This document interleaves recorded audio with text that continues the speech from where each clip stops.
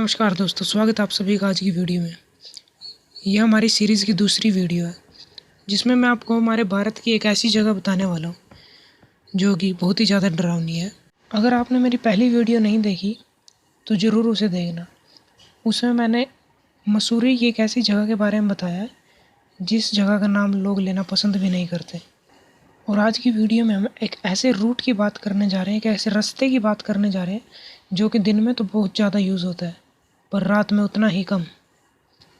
ये एक टनल है, टनल नंबर 33। ये एक ट्रेन रूट है जो कि कालका को शिमला से जोड़ता है। इस टनल की लंबाई 1143 है जो कि कालका को शिमला से जोड़ती है। ये दुनिया की सबसे सीधी टनल में से भी एक है। यह टनल बैरोक स्टेशन के पास पड़ती है जिस वजह से इसका नाम बैरोक टनल भी है और टनल नंबर 33 भी। इस टनल को बनाने का काम 20वीं सदी में शुरू किया गया था जिसकी जिम्मेदारी कैप्टन बैरोक को दी गई थी। और इस टनल को पार करने के लिए ट्रेन को पूरे 2.5 मिनट लगते हैं और जो 2.5 मिनट का सफ़र होता है यात्रियों के लिए बहुत ज़्यादा डरावना सफ़र होता है। जब इस टनल को बनाने की जिम्मेदारी कैप्टन बैरोक को दी गई तो उन्होंने पहले इस पहाड़ी को, जिस पहाड़ी में ये टनल बनानी थी, उस पहाड़ी को पूरे अच्छे से देखा और देखने के बाद अपनी कैलकुलेशंस के हिसाब से उन्होंने उस पहाड़ी के दोनों तरफ मजदूर लगाए ताकि जब दोनों तरफ से उसकी खुदाई हो तो मजदूर एक पॉइंट पे आके मिले। पर उनसे कुछ गलती हुई, वो मजदूर एक पॉइंट पे आगे नहीं मिल सके और उन दोनों टनल्स का रास्ता अलग अलग हो गया। इसी कारण से ब्रिटिश सरकार ने बैरोक को काफ़ी खरी खोटी सुनाई और मजदूरों ने भी भला बुरा कहा, जिसके कारण से कैप्टन ने इंजीनियरिंग का काम छोड़ दिया। और काम छोड़ने के बाद जब कैप्टन अपने कुत्ते को घुमाने के लिए बाहर लेके गए तब उन्हें काफ़ी समय हो गया, वो घर वापस नहीं लौटे। जब उनकी गुमशुदा की रिपोर्ट लिखवाई गई और जब पुलिस ने उन्हें ढूंढना शुरू करा तो एक जंगल में उनकी लाश पड़ी हुई मिली। और आज तक ये समझ नहीं आया कि वो सुसाइड था या फिर मर्डर था, क्योंकि कैप्टन के आसपास कोई भी नहीं था उनके कुत्ते के सिवा। और उनकी लाश के पास उनका कुत्ता काफ़ी समय तक पड़े भूखे रहने की वजह से उनके कुत्ते की भी वहीं पर मौत हो गई। तो यह मर्डर था या फिर सुसाइड था, इसके बारे में किसी को भी पता नहीं।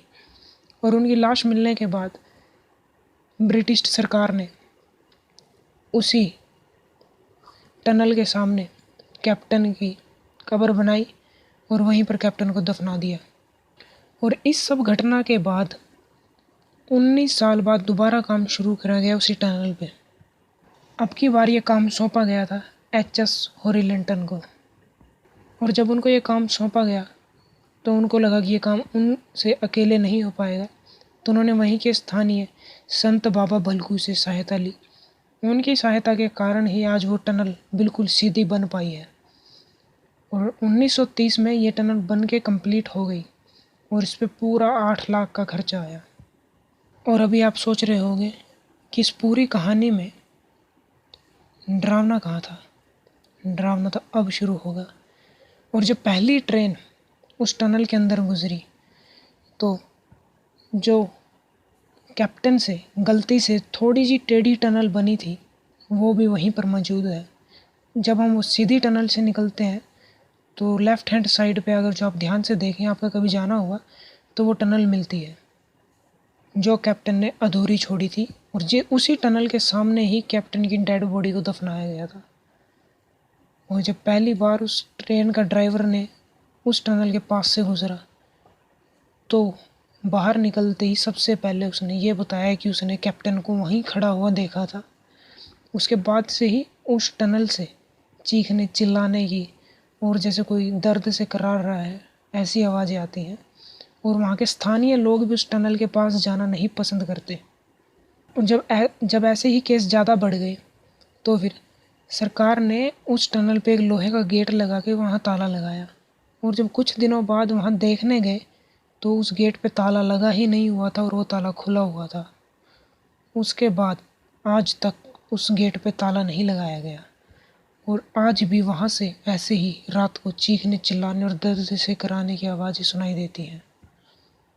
और ऐसा माना जाता है जब भी वहाँ से रात को कोई ट्रेन गुजरती है तो किसी किसी व्यक्ति को कैप्टन दिखाई देते हैं जिनके माथे में एक गोली लगी हुई है और लगातार वहाँ से खून रिस रहा है।